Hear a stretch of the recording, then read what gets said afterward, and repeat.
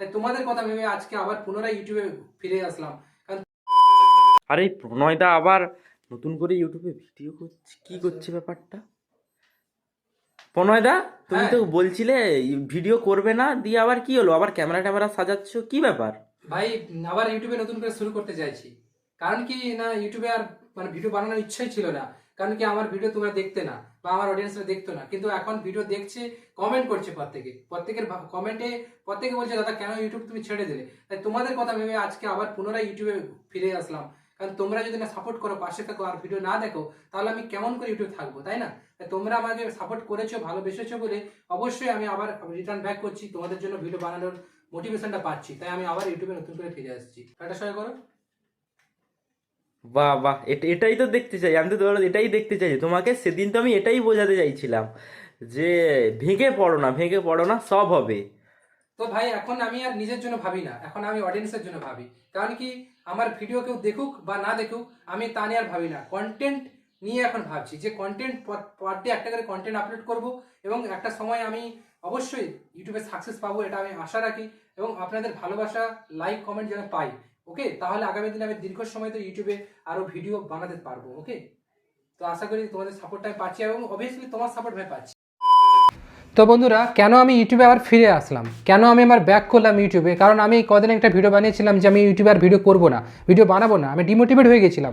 হ্যাঁ, যখন আপনি রীতিমতো ভিডিও তৈরি করে যাবেন, আপনার ভিডিওতে ভিউজ আসবে না, একটা সময় এসে আপনার এটা ফিল হবে যে আমার মনে হচ্ছে কন্টেন্ট ভালো হচ্ছে না, মানুষ কেন সেটাকে পছন্দ করছে না, বা মানুষ কেন সেই ভিডিওকে দেখছে না, কমেন্ট লাইক কেন পাচ্ছি না, বা সাবস্ক্রাইবার আমার ইনক্রিজ কেন হচ্ছে না। তো এই বিষয় নিয়ে আমার একটা ডাউট হয়ে গেছিলো। তাই আমি ভেবেছিলাম যে আমি ইউটিউব, সত্যিই বলছি বন্ধুরা, আমি ইউটিউব ছেড়ে দেওয়ার চেষ্টা করছিলাম, যে আমি ইউটিউবে থাকবো না, কাজ করবো না। কিন্তু কোথাও না কোথাও থেকে আপনারা আমাকে মোটিভেট করলেন, আপনারা সেই ভিডিওতে এত বেশি ভালোবাসা দিয়েছেন, কমেন্ট করেছেন, যার জন্য আজকে আমি আবার নতুন করে শুরু করার কথা ভাবছি, বা আমি আপনাদের জন্য ইউটিউবে ভিডিও নিয়ে আসছি। এখানে আমি আর নিজের জন্য ভাবি না, কারণ আমি ইউটিউব থেকে ইনকাম করব এই বিষয়টা নেই। আমার অলরেডি 5টা ইউটিউব চ্যানেল রয়েছে, আমি অলরেডি ইনকাম করছি। বাট এই চ্যানেলটা টেক চ্যানেল, যেটা আপনাদের জন্য আমি তৈরি করেছি, আপনাদেরকে টেক রিলেটেড ভিডিও তৈরি করে আপনাদেরকে মোটিভেট করার জন্য।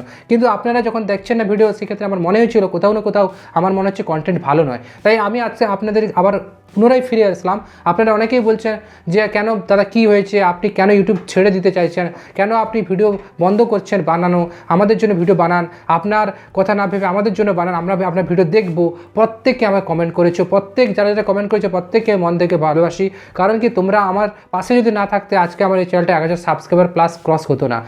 আশা করি আপনারা প্রত্যেকে ভালোবাসা দিয়েছেন বলে আজকে আবার নতুন করে শুরু করার প্রেরণা পেয়েছি। তাই আমি আপনাদেরকে সাজেস্ট করব, আপনারা ভিডিও দেখুন, ভিডিও দেখবেন তো মোটিভেট হবো। কারণ কি, ইউটিউবে সাকসেস পেতে গেলে আমাদের ধৈর্য লাগে, ধৈর্যের সঙ্গে সঙ্গে আমাদের কন্টেন্ট ইউনিক কিছু স্ট্র্যাটেজি বা রিসার্চের প্রয়োজন, যার জন্য আমরা আরও দ্রুত সফল হতে পারি ইউটিউবে বা ইউটিউব প্ল্যাটফর্মে লাগাতার ভিডিও আপলোড করতে থাকি। কারণ কি, আপনি একটা নতুন যখন চ্যানেল শুরু করবেন, শুরুতে আপনার চ্যানেলে ভিউজ ডাউন থাকবে, ডাউনফল হবে। একটা সময় এসে আপনার মনে হবে আমি ইউটিউব ছেড়ে দিই, আমার জন্য ইউটিউব নয়। হয়তো দেখা যায় সেই সময় হয়তো আপনি কোনো একটা ভিডিও আপলোড করে সেই ভিডিওটা ভাইরাল হবে। প্রত্যেকটা ক্রিয়েটার আমি দেখেছি, যারা বড় বড় ক্রিয়েটার, তারাও এরকম প্রবলেম ফেস করতে হয়েছে। তাই শুরুতে আপনাদের কখনো এইরকম সমস্যার সম্মুখীন হতে হবে না এমনটা নয়, প্রত্যেকে এরকম একটা সমস্যায় পড়বেন। ইউটিউব অটোমেটিক আপনার চ্যানেলের ভিডিওগুলোকে ডাউন করে দেবে, রিচ ডাউন করে দেবে, ইমপ্রেশন ডাউন করে দেবে। এক্ষেত্রে আপনার ভিডিওতে ভিউজ আসবে না। অনেক সময় ছোটোখাটো বিভিন্ন ভুল করার জন্য আপনাদের চ্যানেলে ভিউজ আসে না, এটাও হতে পারে। তাই দেখুন, আমি আবার পুনরায় কেন ফিরে আসলাম, নতুন করে কেন শুরু করতে চাইছি।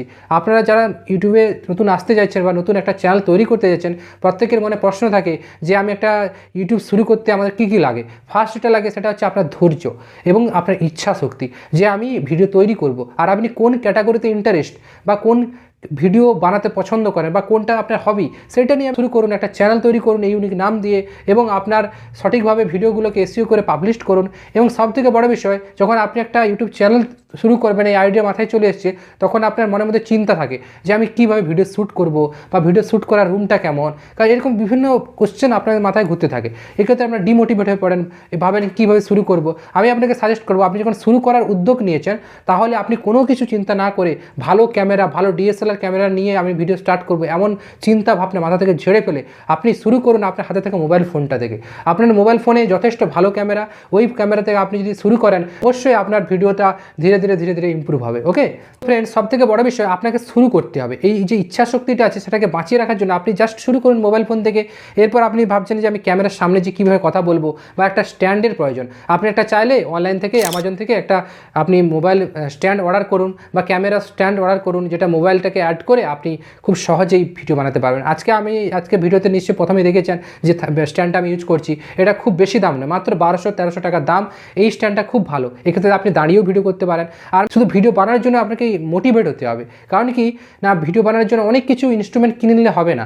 আপনি ধীরে ধীরে নিজেকে ইমপ্রুভ করুন, একটু সুন্দর করে লাইটিং করুন বা টিউবলাইট ফেটগুলো দিয়ে আপনি একটা সুন্দর করে আলোটা ঘরটাতে আলো দিন, বা একটু ব্যাকগ্রাউন্ডে ক্রোমাক্রি একটা কিনে নিয়ে আসুন, যে ব্যাকগ্রাউন্ডের জন্য একটা ক্রোমাকি করতে পারেন, যেক্ষেত্রে আপনি মনে হবে প্রফেশনাল ভিডিও এডিটিং করছেন। ওকে, তাই আপনাকে শুরু করার জন্য এইসব বিষয়ে অবলম্বন করতে হবে। এবং সবথেকে বড় বিষয়, আমরা সব কিছু তো রেডি করে ফেলি সেট আপ, তারপরেও আমরা ভিডিও তৈরি করতে পারি না। ক্যামেরার সামনে যেয়ে আমরা চুপ করে বসে থাকি, এক্ষেত্রে অনেক প্রবলেম হয়। হয়তো আপনি ক্যামেরাটাকে চালু করলেন, হয়তো সাউন্ডটাকে অন করলেন না, এক্ষেত্রে আপনি বারবার বলতেই আছেন স্ক্রিপ্ট, একটা সময় এসে আপনি ডিমোটিভেট হয়েছেন যে আমি এত সময় ধরে বেকার বকলাম। এইরকম ভুলগুলো হয়। তাই আপনাকে একটা কনসেপ্ট থটস নিয়ে কাজ করতে হবে, এবং ইউটিউবে সাকসেস পেতে গেলে আপনাকে ধীরে ধীরে শুরুটা করতে হবে। শুরু করুন ধীরে ধীরে, একদিন খারাপ ভিডিও করবেন, একদিন তোতলে কথা বলবেন, তারপরে একটা সময় এসে কনফিডেন্স আপনার বেড়ে যাবে, আপনি ভালো করে কথা বলতে পারবেন, কনভারসেশন করতে পারবেন। একটা সময় এসে আপনার ভিডিও ভাইরাল হবে, আপনি ইউটিউব থেকে মনিটাইজেশন পেয়ে আপনি ইউটিউবে আপনার যাত্রাকে আরও খুব ভালো করে স্টার্ট করতে পারবেন। ওকে, আজকের ভিডিওটা বেসিক্যালি আপনাদেরকে মোটিভেট করার জন্য। যদি ভিডিওটি ইনফর্মেটিভ মনে হয়, ভিডিওটি ভালো লাগে, অবশ্যই ভিডিও লাইক করবেন। আর চ্যানেল নতুন দর্শক হলে চ্যানেলটিকে অবশ্যই সাবস্ক্রাইব করবেন। আর আমাকে কমেন্ট করে জানাবেন আপনারা কী শিখলেন বা কীভাবে আপনারা বুঝতে পারছেন যে আজকে ভিডিওর কী টপিক ছিল। ওকে, আর ভিডিও শেষে আমি একটা কথাই বলি, আপনারা ভালো থাকুন, সুস্থ থাকুন, সদা সর্বদা টেক প্রণয় বাংলা ইউটিউব চ্যানেলের সঙ্গে জুড়ে থাকুন।